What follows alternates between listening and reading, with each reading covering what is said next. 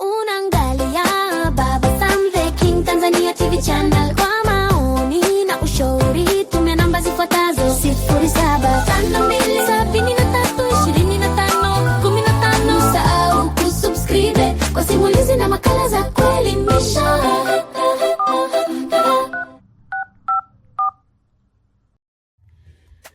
Uhali gani mpenzi msikilizaji wa simulizi za sauti? Karibu tena katika simulizi zetu za sauti ambazo umezoea kuzipata hapa. Na hii simulizi si nyingine, inaitwa Msaliti wa Mapenzi, sehemu ya pili. Akaunti yetu ya YouTube inaitwa Baba Sam the King Tanzania TV channel. Na kwa upande wa TikTok tunaitwa Baba Sam the King channel. Kwa upande wa YouTube, chini ya video hii kuna kitufe ambacho kina rangi nyekundu, pia kina alama ya kengele. Ukigusa hapo moja kwa moja utakuwa ni mwanafamilia wa Baba Sam the King Tanzania TV channel. Tunachokuomba subscribe, like, share, comment ili tuweze kupata mchango wa mawazo yako.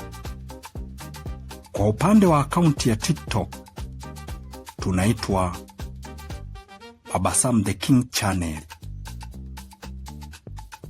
Upande wa juu kulia kuna kitufe ambacho kina alama ya jumlisha. Ukigusa hicho moja kwa moja utakuwa umetufollow. Kwa hiyo unaweza ukapenda video zetu, yani kulike pamoja na kucomment ili tuweze kupata mchango wa mawazo yako. Sasa ni kukaribishe sehemu yetu ya pili ya simulizi hii inayoitwa Msaliti wa Mapenzi. Tuendelee kuidadavua tujue ni kitu gani ambacho kiliendelea. Kwa hiyo Bwana Mhando akawa amewaambia kama na yeye asingekuwa na akili ya kufanya biashara hizo ambazo amezifanya, manake na yeye alikuwa anajiuliza sije angeenda kuishi kwa nani. Hapo hapo baada ya kuwa wamemsikiliza vizuri, aliamua kuvunja ukimya. Akamwambia rafiki yake Muhina waondoke, wamwache Semi hapo kwenye fomu ambayo imeegeshwa kabisa karibu na ukuta, karibu na mlango kabisa wa kuingia ndani ya store ya Bwana Muhina. Kwa hiyo Mhando pamoja na Muhina wakawa wametoka hapo.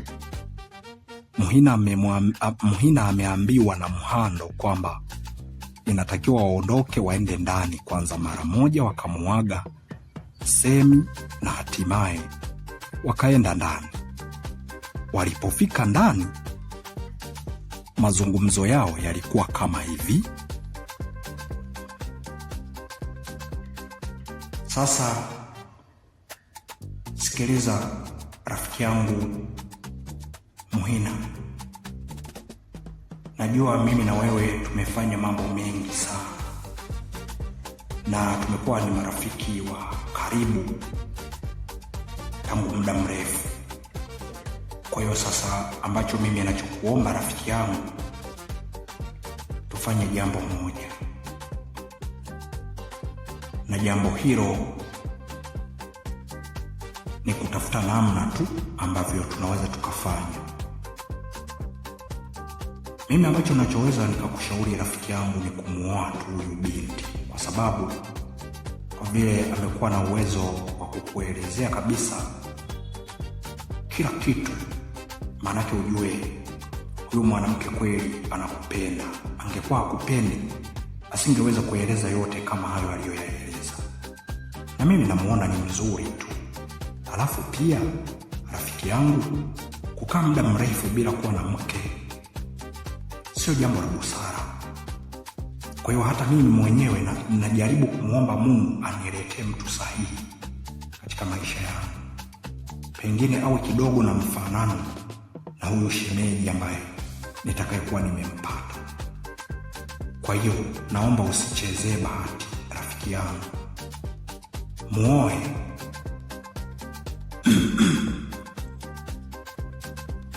Ni kweli kabisa rafiki yangu, huu ushauri ambao umenipatia ni lazima nijaribu kufanyia kazi, kwa sababu bwana Mhando, mimi na wewe sio wageni. Tumekuwa tukifanya mambo yetu mengi sana. Kwa hiyo ushauri wako mimi nauchukua kama jinsi ulivyo. Naamini rafiki yangu hauwezi ukaniingiza chaka, kwa vile umemuona hata wewe mwenyewe. Naamini hata kama atakuja kubadilika, akinifanyia chochote kile, tutakuwa bega kwa bega mimi na wewe. Kwa hiyo naamini hautaniacha. Ni kweli kabisa, siwezi nikakuacha rafiki yangu Muhina, kwa sababu kumbuka, wote tumepata majanga. Wewe umefiwa na wazazi wako wote, hata mimi vile vile. Kwa hiyo mimi na wewe ni ndugu, hatuwezi tukaachana sasa hivi, wakati shule ya sekondari tulikuwa pamoja mpaka mimi naenda kidato cha 5, wewe nikakuacha kidato cha 4. Kwa hiyo unaweza ukaona tumetoka wapi na mpaka sasa tulipo. Tusitengane eti tu kwa sababu ya mambo mbalimbali, tuungane tu kitu kimoja. Kweli kabisa, huu ushauri ambao umeutoa mimi nauchukua kama ulivyo, na lazima niendelee kumpenda, kwa sababu kama endapo hata nibadilikia, basi nitakuwa nimepata mwanamke. Kumbe yale ambayo uliokuwa unaniambia kwamba wazazi wako wamefariki, mimi nikajua tu kwamba ni kwenye simu tu, labda ulikuwa unanitania. Maana wewe rafiki yangu tunataniana mambo mengi kweli, na mimi ndio hicho nilichokuwa nafikiria. Kumbe ulikuwa ni kweli kabisa. Ni kweli kabisa Muhina, ni kweli. Na mpaka sasa ndio maana nikakwambia kwamba natakiwa tupendane na tuendelee kuwa pamoja, tusitengane, na hilo ndilo jambo la msingi la kufanya. Baada ya kuzungumza maneno kama hayo wakiwa pamoja ndani, Semi alikuwa amekaa pale pale ambapo walipomwacha, kwenye fomu ambayo ipo kabisa mlangoni, yani fomu ya kukalia ambayo iko kama dawati, ambayo wameiweka karibu kabisa na mlango wa store. Kwa hiyo wameegemesha pale kwenye store, akiwa amewasubiria, kwa sababu Mhando alimwambia Muhina kwamba waende ndani mara moja, ikiwa kwamba hakutaka ajaribu kumsifia Semi, na Semi huku akiendelea kujisikia kwamba anasifiwa. Kwa hiyo akaona aende kumwambia rafiki yake mambo yake pembeni kabisa, ambako Semi hataweza kusikia. Hapo ndipo ambapo walitoka nje, wakaja moja kwa moja, na walipofika pale kwenye ile store, basi moja kwa moja waliamua kumwambia Semi ili waweze kuondoka naye pamoja.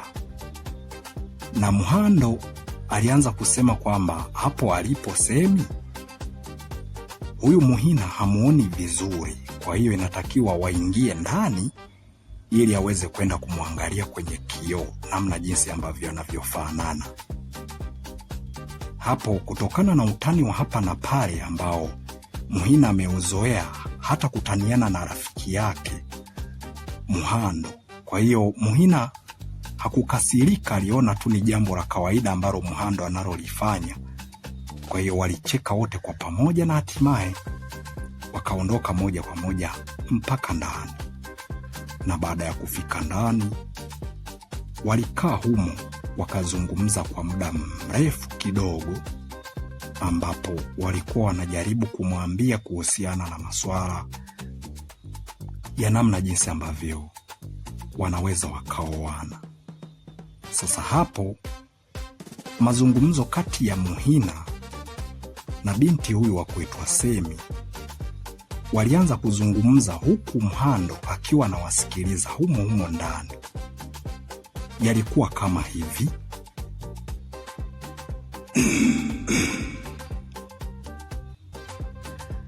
samahani sana Semi,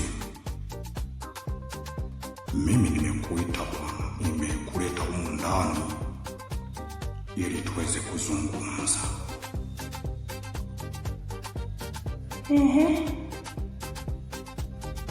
Unaweza ukazungumza na kusikiliza.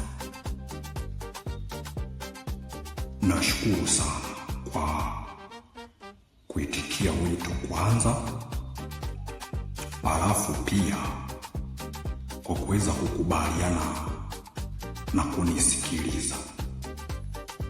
Nadhani tumeelezana yale yote ambayo yametukumba. Wewe mwenyewe yapo mengi tu ambayo yamekukumba. Mimi yamenikumba. Rafiki yangu huyu hapa Mhando, na yeye yamemkumba ya kumkumba.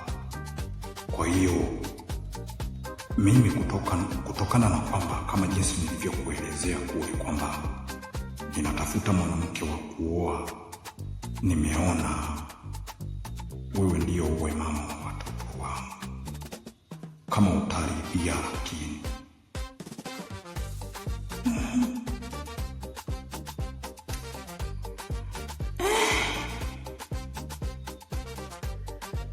Okay, nimekusikiliza.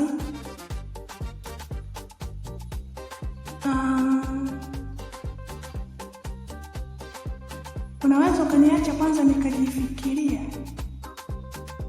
kwa sababu naogopa sana kukurupuka. Sijajua wewe ni mwanaume wa namna gani, pengine unaweza ukawa mtesaji kama wale wengine. Kwa hiyo kama utanipa muda wa kufikiria, sawa. Wacha nikakuweke kwenye maombi kwanza, nione kama kweli utakuwa unanifaa.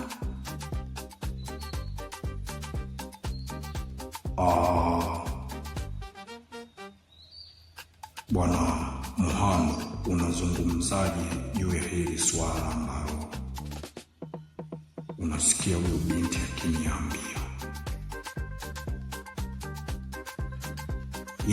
Ni sawa. Jaribu kwanza kumpa muda, kwa sababu kwa vile huwa anakujaga kuchuuza hapa vitu, unaweza ukamwacha na halafu ili uweze kumsikia huko mbele itakuwaje. Kwa hiyo hebu jaribu kumheshimu ili tuweze kuona.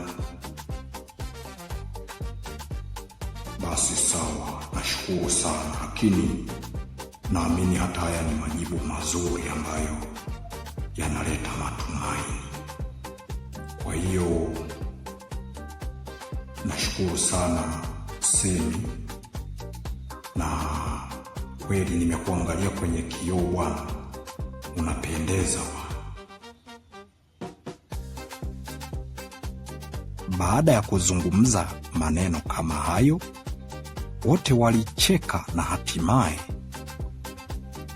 moja kwa moja walitoka humo ndani wakarudi nje. Pale pale mlangoni mwa store ndipo ambapo mzigo alipokuwa ameuweka Semi. Hatimaye aliamua kuchukua huo mzigo. Mhando akaweka kichwani na akamwambia Semi ili waweze kuongozana, aweze kujua kwamba kibanda chake kiko wapi katika hilo soko ambalo anapofanyia biashara. Waliondoka wote wakamuaga vizuri Muhina. Muhina kabaki hapo akiwa anajifikiria kwamba je, atakuwa amepata maisha mapya ya kuishi na mwanamke huyo. Alianza kuwaza kimoyomoyo huku akijisemea,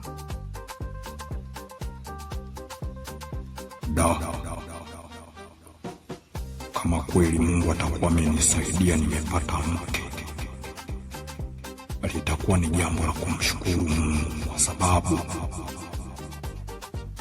nimechoka kukaa peke yangu aise, na litakuwa ni jambo jema sana kama atakuwa ni mke mwema. Kwa kweli ni jambo la kumshukuru Mungu, na mimi ninamuomba sana Mungu ili mwanamke huyu aje kuwa mke mwema. Baada ya kuzungumza maneno kama hayo kichwani, akiwa anaendelea kuwaza, yani kichwa, alitoka hapo na kufunga stoo yake,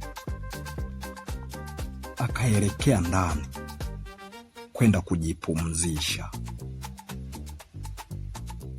Mpenzi msikilizaji wa Simulizi za Sauti, sehemu ya pili ya simulizi hii, Msaliti wa Mapenzi, imeishia hapa. Chaneli yetu ya YouTube inaitwa Baba Sam the King Tanzania TV channel, na chini ya video hii kuna kitufe ambacho kina rangi nyekundu, pia kina alama ya kengele. Ukigusa hapo utakuwa moja kwa moja ni mwanafamilia wa Baba Sam the King Tanzania TV channel. Tunachokuomba subscribe, like, share, comment ili tuweze kupata mchango wa mawazo yako. Lakini kwa upande wa akaunti ya TikTok ni Baba Sam the King channel. Baba Sam the King channel. Mkono wako wa kulia kuna kitufe ambacho kina alama ya jumlisha, maana yake ukikigusa hapo moja kwa moja utakuwa umetufollow. Kwa hiyo tunakuomba uzipende video zetu, yani kulike, lakini pia tunaomba uweze kucomment, pia uweze kushare ili na wengine waweze kujifunza juu ya hizi simulizi. Lakini pia ukicomment tunapata mchango wa mawazo yako. Mimi ni Hasdi02 Baba Sam the King, ni kuage, niendelee tu kukusisitiza, endelea kuifuatilia. Tumemwona Bwana Mhando ameondoka na huo mzigo ambao ametoka kununua hapo kwa Muhina, huyu binti wa kuitwa Messi, wa kuitwa Semi, sorry. Je, unahisi Semi ni kweli ataleta jibu zuri kutoka kwa Muhina kama jinsi anavyotaka kwamba awe mke wake? Na kwa nini inaitwa Msaliti wa Mapenzi? Unahisi ni wapi ambapo huenda Semi atakuwa amemsaliti mwenzie? Au kwa nini kaitwa hivyo? Mimi nachokusisitiza, endelea kuifuatilia mpaka mwisho, kama namna jinsi ambavyo umejaribu kufuatilia nyingine zilizopita. Hata hii ifuatilie mpaka mwisho ili uweze kujua undani wa mkasa huu. Mimi ni Hasdi02 Baba Sam the King, kama jinsi nilivyokuambia, ni kuage niseme kwa heri mpaka sehemu ijayo.